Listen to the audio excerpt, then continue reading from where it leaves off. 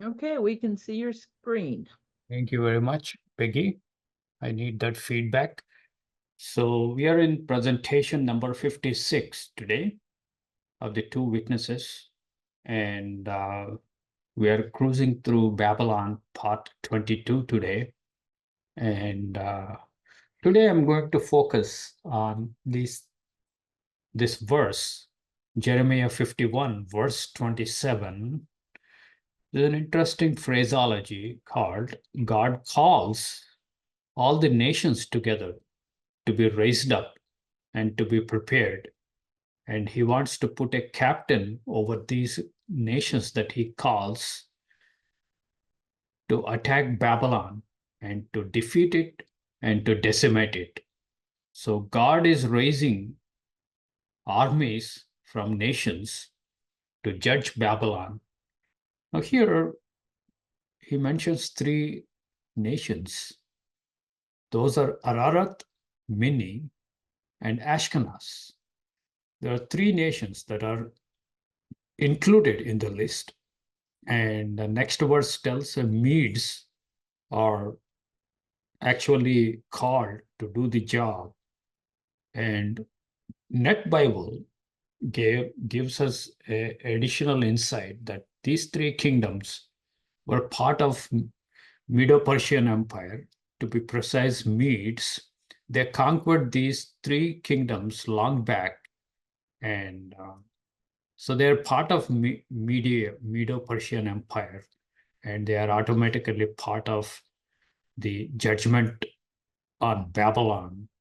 And God calls not only Medo-Persians, but all the other countries that are associated or subjugated or vassal states of Medo-Persian Empire to come and decimate the physical Babylon. But that is a shadow, that's a picture. And the reality is spiritual Medo-Persian Empire would be raised, and they would come and decimate spiritual Babylon, and spiritual Euphrates would be dried up. And today, one of you asked me last time and a couple of weeks ago, want to hear and learn more about Ashkenaz. We have divided opinions among Christians in this country as well as across the world. For some, Ashkenaz is just another word in Bible. For some, they never heard of Ashkenaz. And it is just a strange new word. So it doesn't mean anything. It doesn't tell anything to them. It's just one of those foreign words. But for some Christians, it sounds an alarm in their ears. Yet some other Christians, it sends chills down their spine, depending on how much you are familiar with this Ashkenaz. So this is a word, this is a phrase.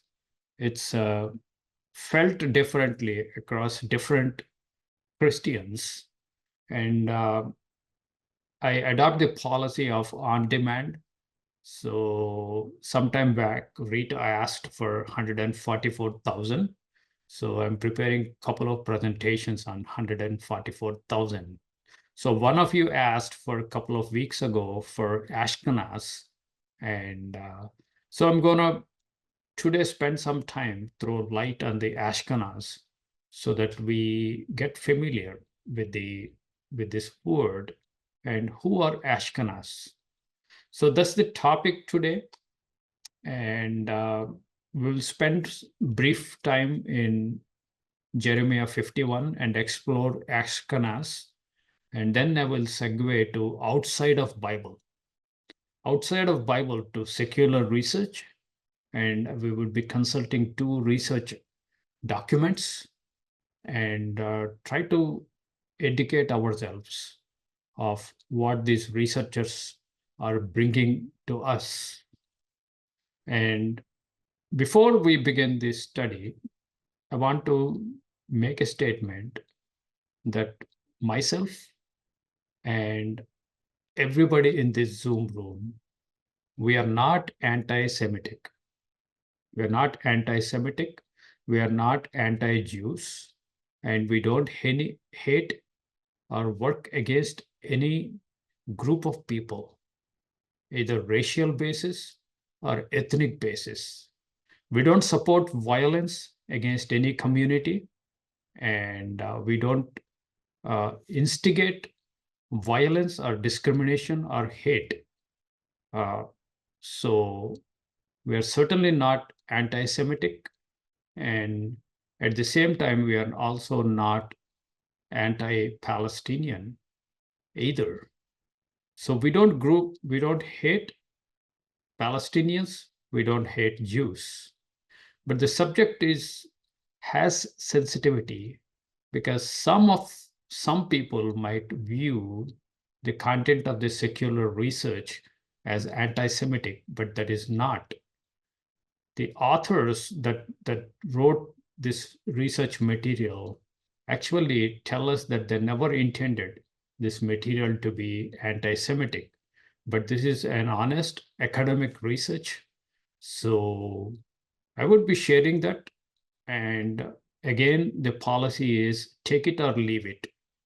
And any secular research, people present a case based on their research. So it's up to us to consider facts and the case. And after doing our own homework, our own study, you may accept or reject the conclusions of their research. So take it or leave it policy of the Ashkenaz. And the subject is about Israel and Jews in Middle East. So it's talking about who the Jews are and where they came from. So that's the subject. That's the touchy subject for some, and we will segue into that. So let me start with Jeremiah 51 first and launch to our key verse. Jeremiah 51, verse 27.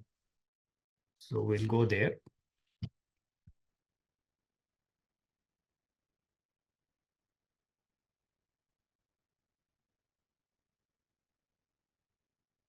We'll start with from 25.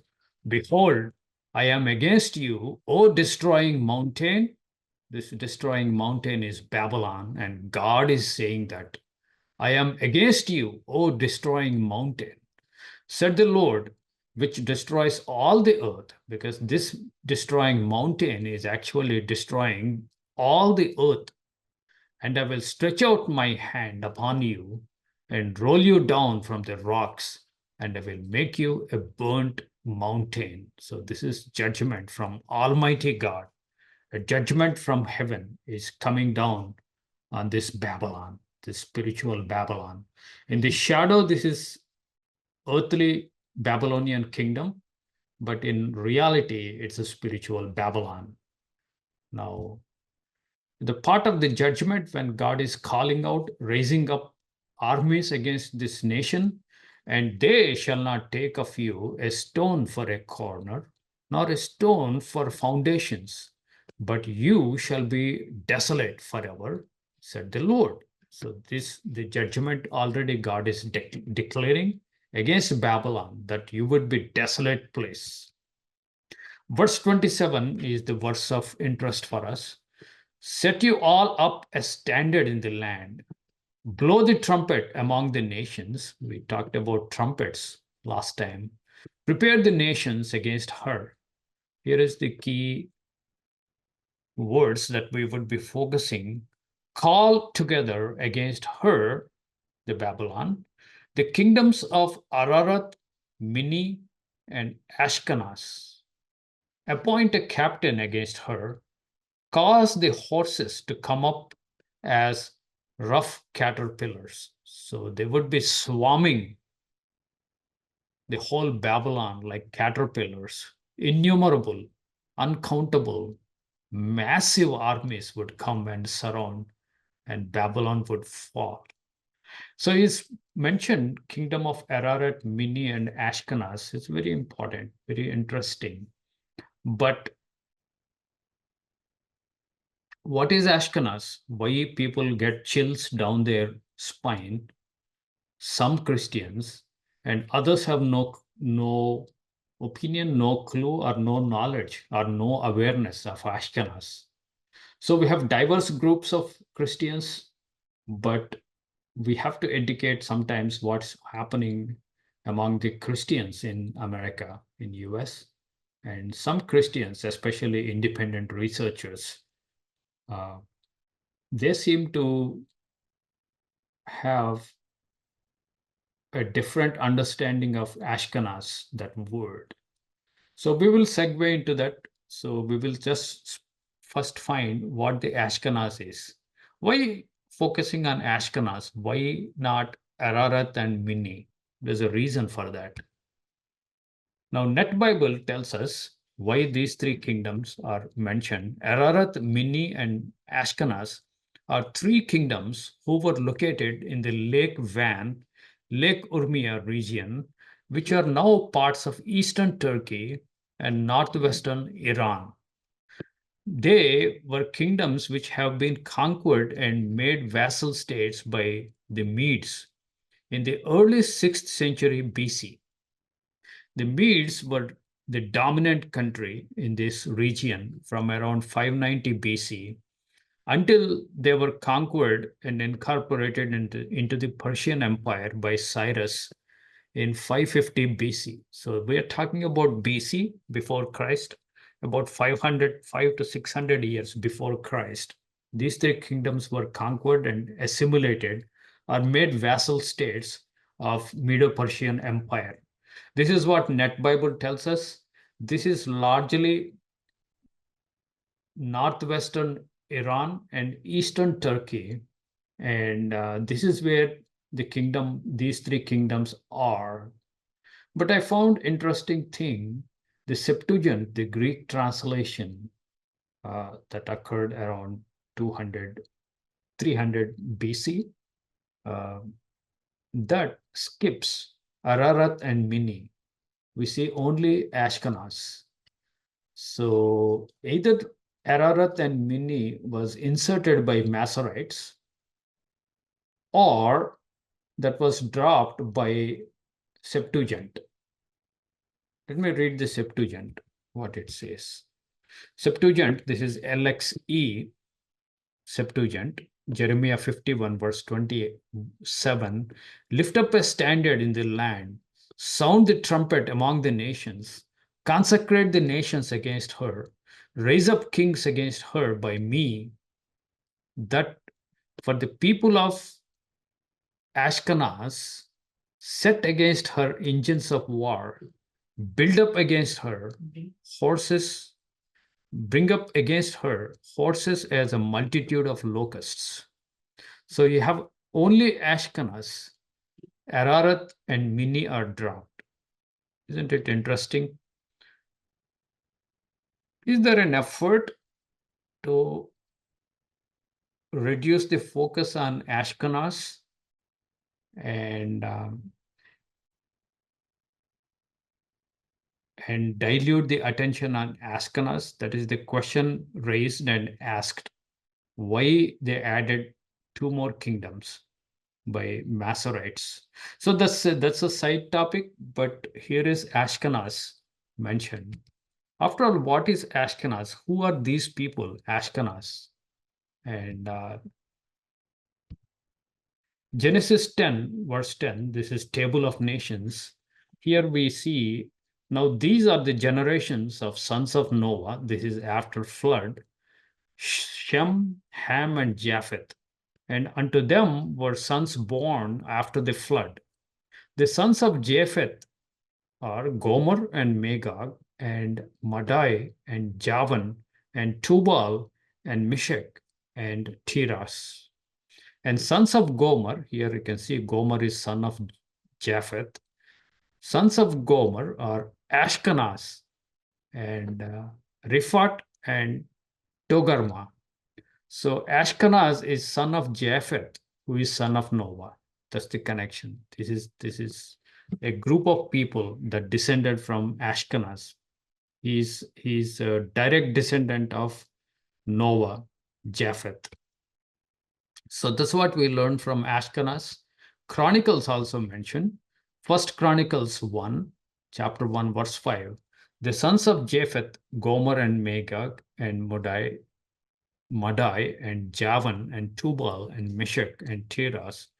And sons of Gomer are Ashkenaz, Riphat, and Togarma. So again, this pretty much same information. Ashkenaz is son of Gomer. So they are Japhethites, and Japhethites lived near Caucasus Mountains. Lived near Caucasus Mountains. Why the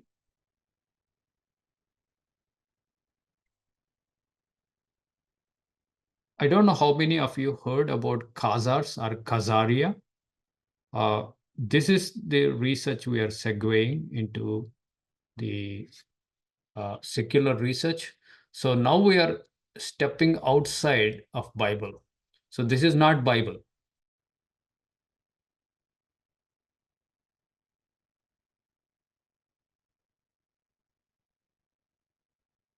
Okay, so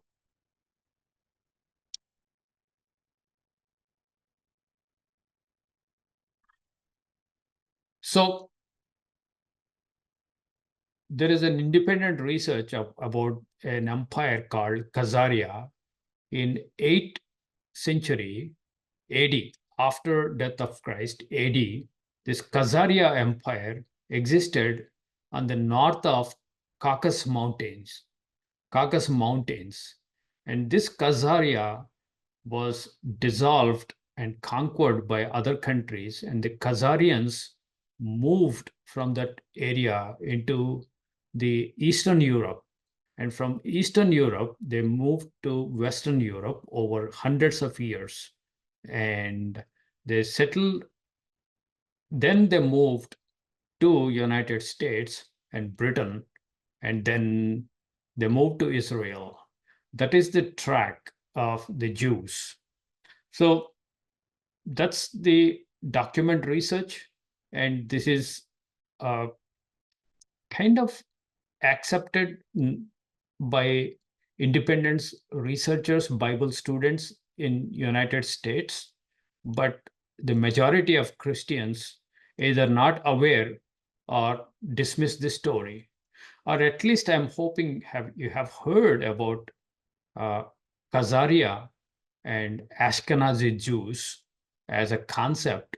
Some of you might have heard about that. You are not quite sure what it talks about. So I want to take time and present this, what Ashkenazi Jews are and what Kazharia Empire is, and what is the connection. And we are talking about the racial stock of the people who are currently Jews in Israel. So that's where we are going.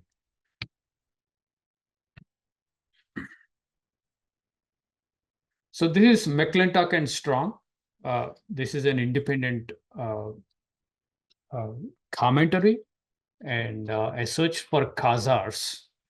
Khazars is name of a Finnish people, a Finnish people. It's not the Finnish people. That's stock of Finland, a rude but powerful nation north of Caucasus, related to Bulgarians and Hungarians. So this is Europe. We are talking about Europe, which in the 8th century embraced Judaism. So the king decided to become Jews by adopting Judaism as their official national religion. This happened in 8th century, according to McClintock and Strong. After the dissolution of the empire of the Huns, they settled on the borders of Europe and Asia, and at one time possessed a realm near the mouth of Volga River, usually we use V for Volga River, on the Caspian Sea after them, sometimes called Khazar Sea. So I will come here. The Byzantine emperors trembled. So this is part of Eastern Roman Empire that is called Byzantine emperors. They trembled before the warlike skill of Khazars. So Khazars are very militant people, this nation, and they are warrior people, and they are ruthless. And Roman Empire paid large tributes to keep them at a respectful distance from Constantinople. This is capital of Eastern Roman Empire. The Bulgarians and other people were their vassals, and the Russians appeased their desire for conquest by an annual tribute. So they paid tribute to the Khazars. And with Arabs, they were waging constant war. By degrees, as they abandoned their nomadic habits, their warlike spirit decreased. They largely fostered commercial intercourse into the outer world. So they became a little bit more civilized, and they are ruthless. And everybody was afraid of making war or fighting against Khazarians. And Khazarians are known for their cruelty. Sometimes we talk about them in historical documents. They will, if enemy is caught, they will take the enemy and skin him alive. And sometimes they rip open his chest and take the heart out and squeeze the blood and drink it. So these kind of cruel things would terrorize their enemies, and everybody was afraid to fight these people. And this was the scenario according to McClintock and Strong. And Arabs, when they came into existence as Muslims after death of their caliph, the caliphate expansion started, and they want to convert the whole world into Islamic faith. And they were equally ferocious, Arabs, and everybody were afraid. There are hordes of militant Islamic armies would march across the whole world and terrorizing the nations. And their slogan was, when Muslim Arabs went to different parts of the world, Islam or death. That was the slogan. Either you take up Islam and become Muslims, or we're going to kill you. So they are furious people, and they were fanatics, and they want to spread Islam by hook or crook, by violence or with appeasement. So those were the times. Then you have the Islam is in great spread, and while Christianity has come to a kind of saturation, but still it's a formidable force. And you have Islam and Christians. And Islam has started with Arabia, Saudi Arabia, Muhammad, and then they progressively went to Iran and Syria and other portions of the Middle East, and they were successful in converting people to Islam. And they came and hit the Caucasus Mountains, and around on the other side of the Caucasus Mountains are Khazars, whichever way you want to pronounce. That is Khazarian kingdom. And the Khazarian kingdoms, they expanded until they came in contact with Khazarian kingdom and Khazars. There's a full stop for the further expansion, because they are more fierce than Islamic fighters. They are more terror to Islam and Muslims and Arabs than any other force in the entire world. So they stopped there. They fought for several centuries, did not make an ounce of progress. They did not gain an inch of the land. So that actually prevented their expansion into Eastern Europe and eventually Western Europe. If they were if there were no Khazars, nobody is there to stop Arabs. We would have seen a different Europe today, mostly Islamic. But the Khazars are the formidable force that stopped. But the Khazars also in 8th century, they were idolatrous pagans. They were very cruel, but they have their own gods and they're very superstitious. And their king decided to have a religion, official religion, because everybody thinks that we are savage people. So he thinks that he's not savage. His people are not savage. So he decided to take one of the religions.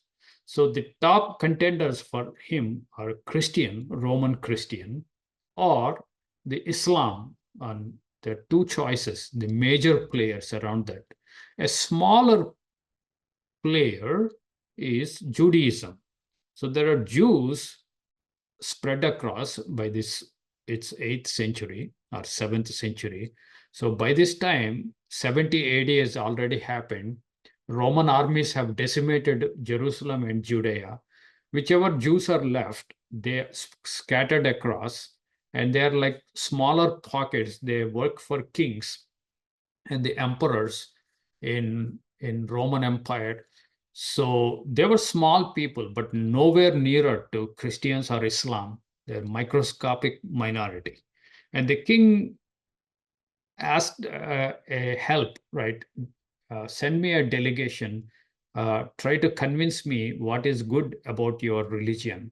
So the Christians supposedly sent a delegation to the king of Kazharia, and they gave a presentation that how good the Christianity is, and you would have lots of benefits. And king gave a good, respectful hearing, and he asked for Islam. So Arabs, Muslims also sent their delegation, and they also gave their presentation why they should all embrace Islam. And it seems there was a Jewish counselor with the king, and he would somehow convince the king that Judaism is a better option. So he also asked Judaisms or Jews to send a delegation. So they come and tell them what their religion is, how he can embrace. Then king found out that this Judaism is a common lowest denominator, for both Christians as well as Islam. And he asked the Islamic delegation, what do you think about the Moses and this Genesis? Said like, that is truth. And he also asked the Christian delegation, what do you think about this? Moses and the Genesis, all these books. They said that is truth. So both parties agreed. So now he made a good decision not to become, not to embrace Christianity, become subject to Roman Empire, or not to take up Islam and subject to the Islamic Caliphate, so that he become vassal state. So he chose Judaism, and then everybody in his country slowly absorbed Judaism. So they got the instructions, they got the scriptures, whatever that available to them. So they became Jews, official Jews. This is very interesting. So I want to take you on a journey on this very fascinating research document. This is called 13th Tribe. You can see 13th Tribe. This is by Arthur Koestler.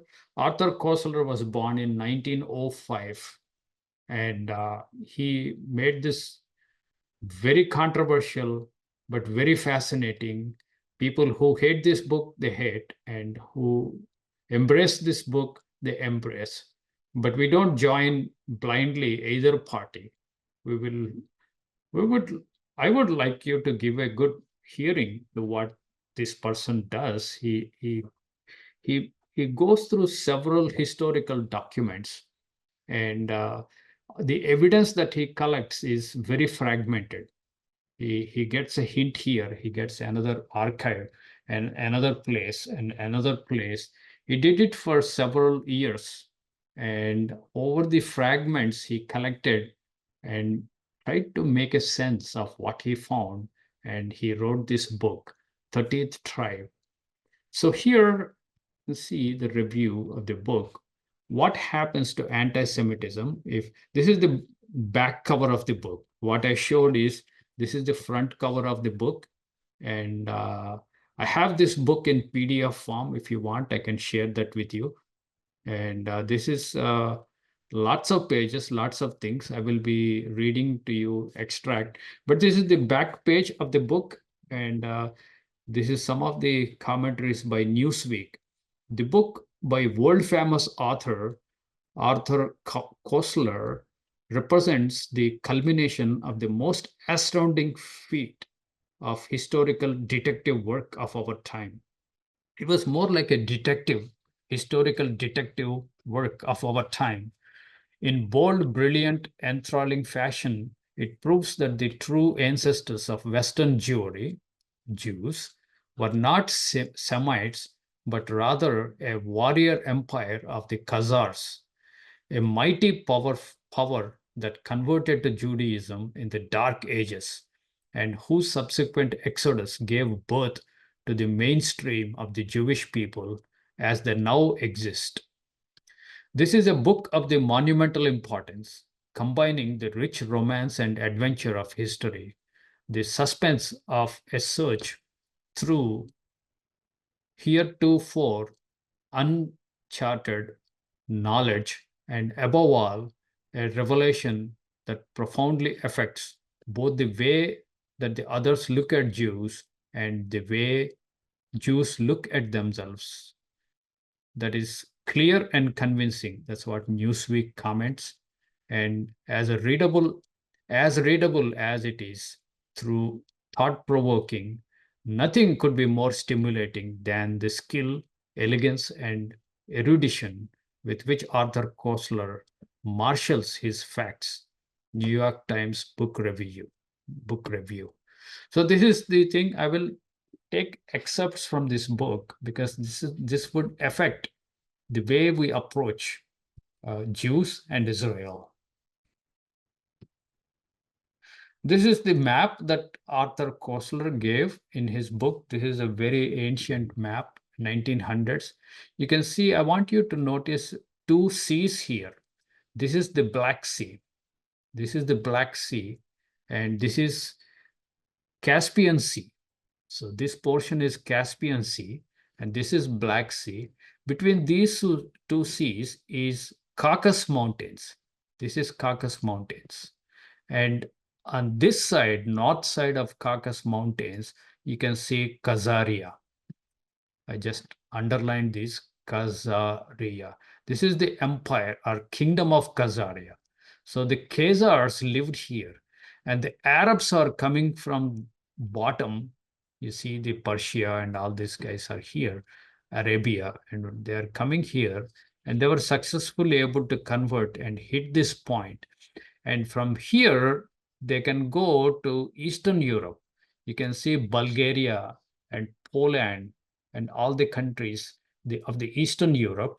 And then eventually they want to convert Western Europe also, but they were stopped here by Khazaria. This is 8th century map. So this is interesting, fascinating.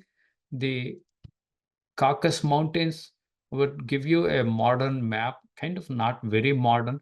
This is Medo-Persian Empire in the below, and this is Babylon. So God is asking Medo-Persian Empire to come and destroy Babylon in Jeremiah 51. And by that time, Medo-Persia already occupied Khazars. But you can see here the Black Sea and Caspian Sea. And here are the Caucasus Mountains. And north of Caucasus Mountains are Khazaria. So Khazaria is same another word for Ashkenaz. Ashkenaz and Khazaria are same. So the Ashkenaz is a vassal state of Medo-Persia. And when God wants Medo-Persians to judge Babylon, he includes Ashkenaz, which are other side of the Caucasus Mountains. This map is before Christ, 500 years before Christ. But if you come to the modern map, we find this Black Sea and then Caspian Sea, same region. And you have Greater Caucasus Mountains. This is a mountain region. And north of it, somewhere Kazharia used to be, like long time ago. And here, present day, this is Russia. And south of Caucasus Mountains is Georgia. And then this is a smaller mountain range called Lesser Caucasus Mountains. And then you have Iran, already Islamic. And then you have Turkey, semi-Islamic. And you have all these regions, see, like Islam conquered. Azerbaijan, this name itself is very Islamic. So up to this Caucasus Mountains, and north of it, you don't see any Islamic. And if you go towards left, you see the Eastern Europe. You see Bulgaria, Poland, all the Eastern European countries. So all of them stayed as Christian. So the Khazars north of Caucasus Mountains are the Czech for Islamic expansion. So that forever turned the landscape of Europe from becoming Islamic. Isn't it interesting? We're also learning a little bit history. Another map, more modern map. So you have Russia here. Maybe we can say present today's map. This is all Russia. And we have, this one is Black Sea. And this is Caspian Sea. And you have Caucasus Mountains here. And then north of it is Russia. And yeah, this is a range, Caucasus Mountains. Highest point is Mount Elbrus. And south of it is Georgia. Tbilisi is their capital. And you have Armenia, Georgia, and Azerbaijan. So this is Armenia. And this is Azerbaijan. So these are the modern nations, and below it is Iran. So yeah, this is the general area of the Khazars. This is where they lived in 8th century AD.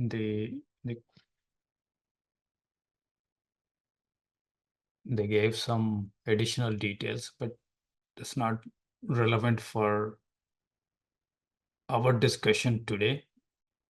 So I have a picture of Caucasus Mountains. They're beautiful. They're so beautiful. These are Caucasus Mountains. From these Caucasus Mountains, we also get the word Caucasians. So these are eastern side of Turkey, northern side of Iran, and southern side of Russia. So they border Georgia and Russia today.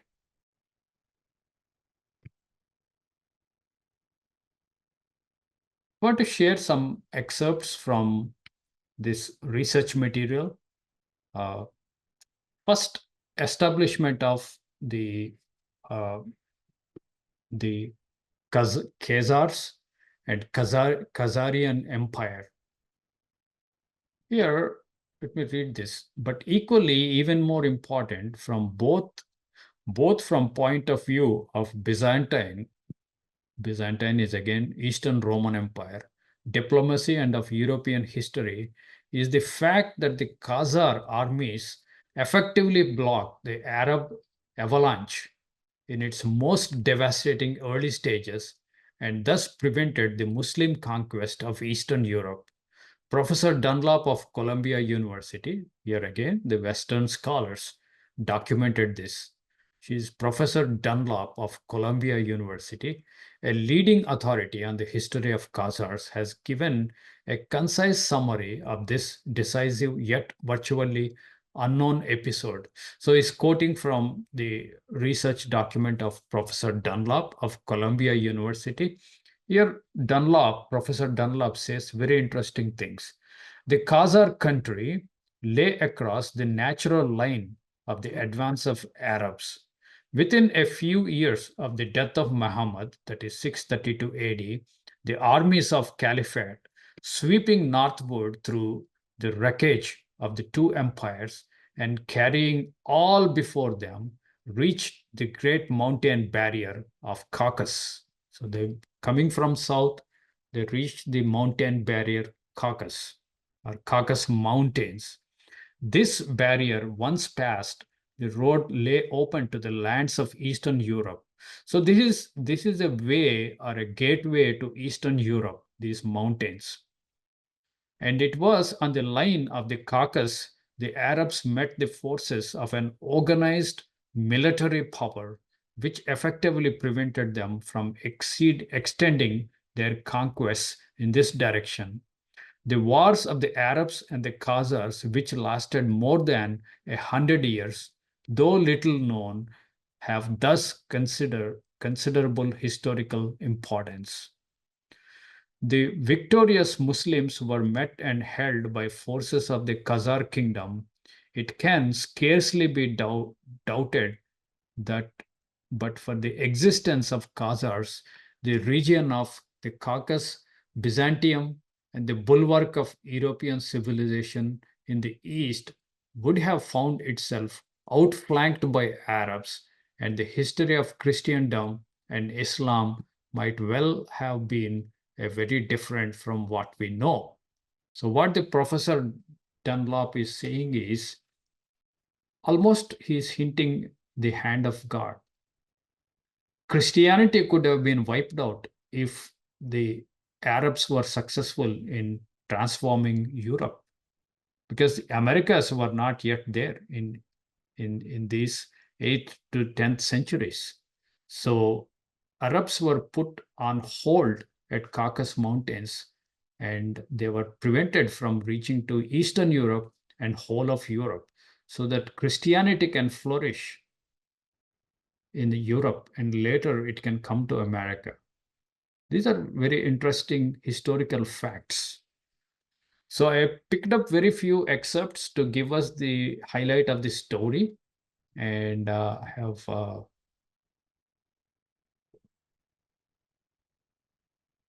here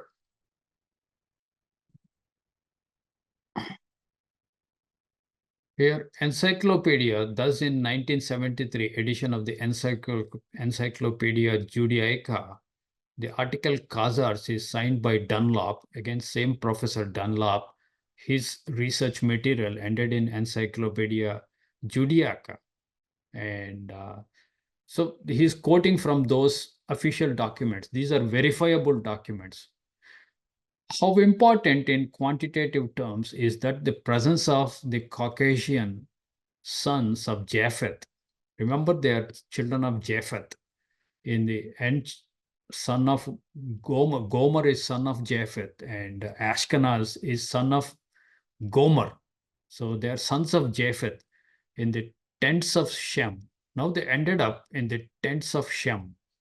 One of the most radical propounders of the hypothesis concerning the Khazars' origins of the Jewry is the professor of medieval Jewish history of Tel Aviv University, A.N. Polyak, in his book Kazharia. So the Jewish professors also wrote about this, that they are Khazars. Was published in 1944 in Tel Aviv, and a second edition in 1951. In his introduction, he writes that the facts demand a new approach, both to the problem of relations between Khazar Jewry and other Jewish communities, and to the question of how far we can go in, is talking about the difficulties in Israel, state of Israel, in Middle East. Because majority of the Jews, about 90% of the Jews in Israel, are believed to be Khazars. We will see it shortly.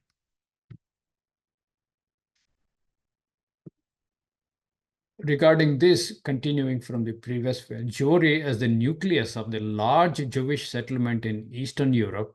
So first they settled from Kazharia, they moved to Eastern Europe, the Khazars, because they were decimated, they were attacked by other more powerful forces like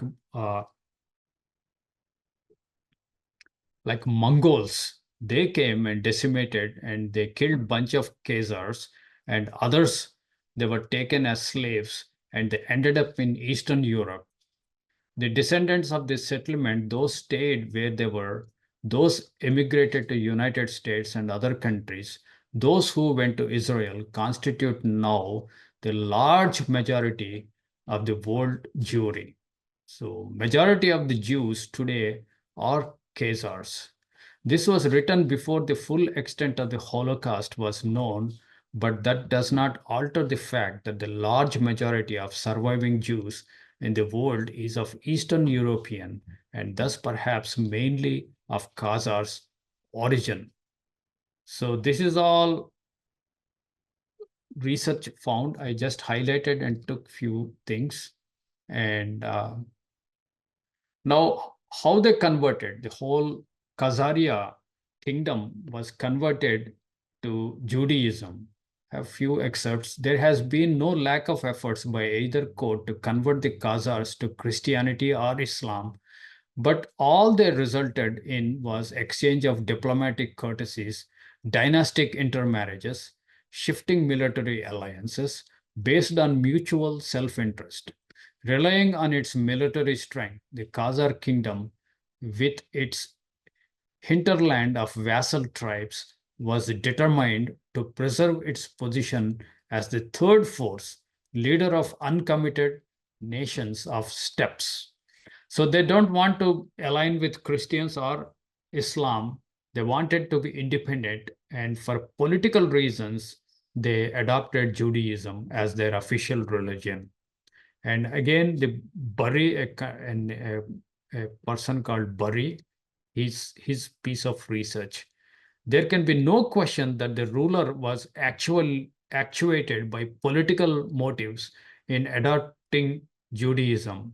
Not that he was convinced about the Judaism as a truthful religion, but there is a political advantage the king saw becoming embracing Judaism. That's what he's saying.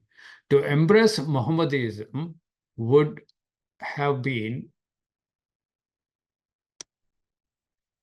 made him the spiritual dependent of caliphs.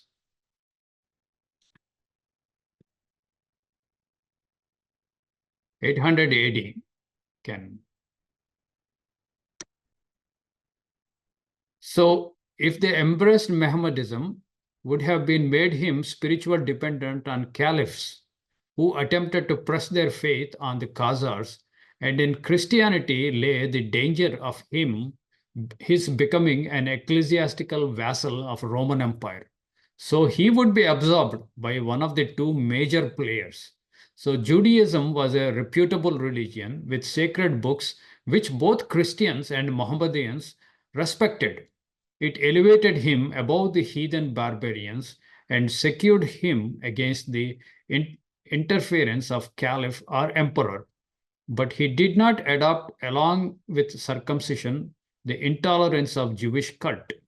He allowed the mass of his people to abide in their heathendom and worship their idols. So king made a switch, and all the royalty and the top brass became Jews, adopting Judaism.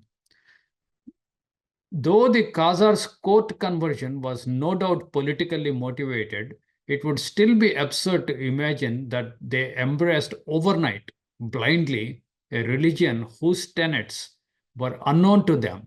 So they took almost a generation, couple of generations, to become Jews.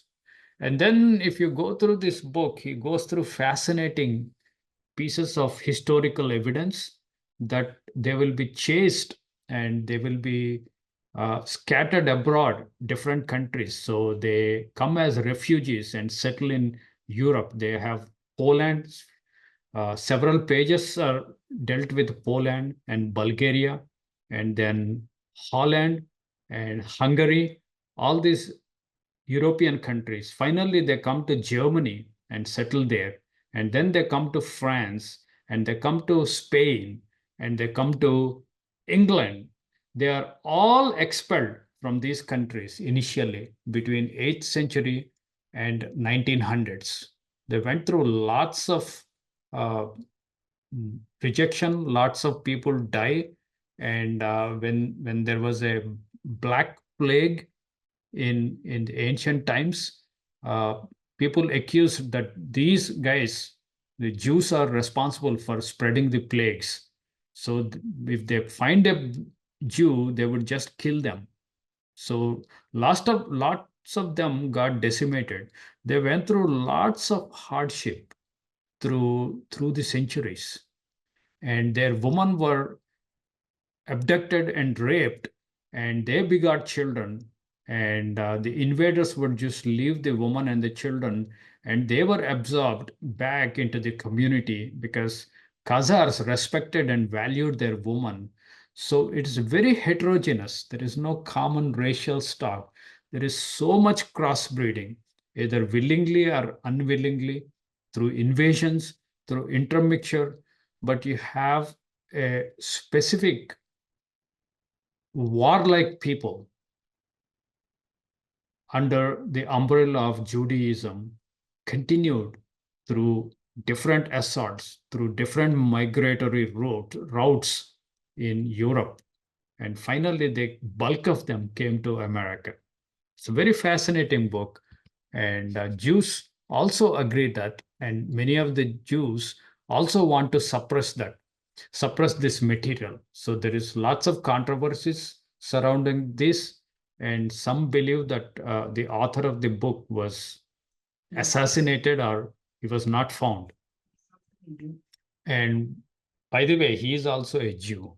He was a Jew who wrote this book, who did this research. But he's very secular. He doesn't believe in Bible. He doesn't believe in Judaism. He doesn't believe in Islam either. He's just motivated to do this research. Race and myth. Now, Jews, as they went through, like Jews are these Khazars, they are known for two things. They practiced usury. They rotate the money on the hefty interests, and they became wealthy. And their pattern is they become friends with emperors, and they become custodians of royal treasury, all the money. And they're smart people, and they win favor with the kings and the royalty. And but the common people, the rest of the people, they would just put them to misery because raise they draw hefty interest on the money that they lend, and then eventually they take away their properties, their money, and put the people to misery. And because they are shrewd and smart with money, most emperors would put them in charge of the treasury as well as tax collecting. So they quickly rise to the power and prominence, and they're very important people in the empire. And this would grow and grow. They become very important, and then the whole nation would come together and hate them and get rid of them. So this book uses very nice, interesting pattern. Every country, they start with honeymoon, and then after a few years of honeymoon, they go through divorce, and there is a bloodshed. Everywhere they go is the same story. They see it in Germany, they see it in France, they saw it in Britain, they saw it in Spain. Because they get hold on money, they're smart, they're also a very crushing machine, and they work as very clannish. They are very close to one another because of this, all the history they have. Uh, they work as very closed communities. They hardly intermarry with others, and they are very rich, and they are not interested in the immovable properties. They have gold and silver and the precious stones and whatever they can take with them, because they knew the pattern. They will be kicked out of the country in 50 years or 100 years. So when they were declared persona non grata, they will take all this movable wealth with them and move to another safer country. So they were driven from pillar to post, and they were hated, and they were killed, and they were persecuted, and they found the last haven in United States, and to some extent in Britain. Even though Britain refused them, kicked them out, they came back, and from United States and Britain, they were given a land by United Nations mandate to bifurcate Palestine into two different regions, and the Jews were allotted that land legally, and they came and started settling, and it's a just fascinating story. It goes through this book. Let me conclude this. The Jews of our times fall into two main divisions, Sephardim and Ashkenazim. So you have Ashkenazi Jews and Sephardic Jews. Sephardic Jews are from Spain. In Spain, almost 1,000 years, from long time, they are separate from Khazars. They are separate from Ashkenazi Jews. Sephardic Jews, we don't know how they came. They settled in Spain for more than 1,000 years. Probably they came from 70 AD after the Roman Empire decimated Judea, and they settled there. They have a different language and different culture. And they're small, a tiny percentage of the modern Israel, modern state Israel. Majority, bulk of them are Ashkenazi Kazharia Jews, according to this research document. Let me read this excerpt from this book. The Jews of our times fall into two main divisions, Sephardim and Ashkenazim. Sephardim are descendants of the Jews who, since antiquity, had lived in Spain. In Hebrew, Sepharad, until they were expelled at the end of 15th century and settled in countries bordering on Mediterranean, Balkans, and to lesser extent in Western Europe. They spoke a Spanish Hebrew dialect called Ladino and preserved their own traditions and religious rites. In 1960s, number of Sephardim were estimated to be 500,000. See, 500,000. It's a small, tiny people in 1960. Come to Ashkenazim. Ashkenazim or Ashkenazi Jews at the same period, around 1960s, numbered about 11 million. How much is 11 million and 500,000? Thus, in common parlance, Jew is practically synonymous with Ashkenazi Jew. But the term is misleading, for the Hebrew word Ashkenaz was in the medieval rabbinical literature applied to Germany, thus contributing. So there is some controversy. For the sake of piquantry, it should be mentioned that Ashkenaz of Bible refers to a people living somewhere in the vicinity of Mount Ararat and Armenia. The name occurs in Genesis 10. So he's a secular, doesn't believe in Bible, but he's quoting Bible. That Ashkenaz was mentioned in Genesis 10, chapter 10, verse 3, and 1 Corinthians 1, chapter 1, verse 6. Both of them I showed you as one of the sons of Gomer, who was son of Japheth. Ashkenaz is also a brother of Togarma and a nephew of Magog, whom the Khazars, according to King Joseph, claimed as their ancestor. But worse was to come, for Ashkenaz is also named in Jeremiah 51 and verse 27, where the prophet calls his people and their allies to raise and destroy Babylon. Call thee upon the kingdoms of Ararat, Minni, and Ashkenaz. So he's bringing them back to the Ashkenaz and Khazars. They are same people. He thinks that they are the present day Jews. But if the modern Israel, people in the modern Israel are from Kazharia, what happened to the people of Judah? The tribe of Judah, Benjamin, and Levi were the original peoples of the kingdom of Judah, southern Judah. What happened to them? That was another big question. There are several traits and thoughts, and they think some of the Jews in Israel are indeed descendants of Judah. It's hard to define them, detect them, maybe 10% of them, and they're also scattered in Iran. Iran has considerable Jewish population.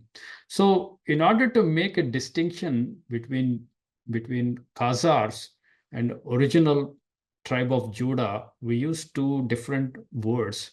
We use Judeans for tribe of Judah, and we use Jew for Khazars. That's how the two words became known to differentiate between these two people. And some of the Afghanistan people are also suspected to be original Judeans. And because of the persecution and jizya taxes on them, they were forced to take up Islam. So probably some of the Islamic people of Afghanistan could be Judeans. Who knows what happened? So, but this is what this Ashkenazi Jews and Sephardic Jews, we keep hearing about them. So this is what the background is for the two things. And what if an Ashkenazi Jew from Khazar comes to you and want to know about Jesus Christ? What should be our response? What should be our response? Galatians 3, I want to close with this verse. For ye are all children of God by faith in Christ Jesus. For as many of you as have been baptized into Christ have put on Christ, Jesus Christ. There is neither Jew nor Greek. There is neither bond nor free. There is neither male nor female. For ye are all one in Christ Jesus. For if ye be Christ, then ye are Abraham's seed and heirs according to the promise. It doesn't matter if you are a real Judean or if you are a Khazar Jew. It doesn't really matter for us. The true Zion, true Christians, we welcome them and embrace them. If they want to come to truth, come to Jesus Christ, come to true gospel, we dearly love them and welcome them as our own brothers and sisters. We do the same welcome to Palestinians or any other people because we are moving away from flesh and we are moving into the spiritual truths of Jesus Christ and his Father.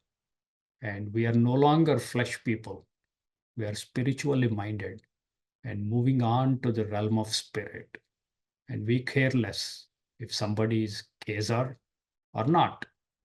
We all want them to come to the repentance and full acceptance of Jesus Christ and become true Zion, true Christians. This is where I think our response should be, and we should not be pulled into the controversies, hating Khazar Jews or embracing in the anti-Semitic or anti-Palestinian movements. We should stay away from those movements. And that should come to the end of the presentation for today. I would like to hear your comments. Room is open for your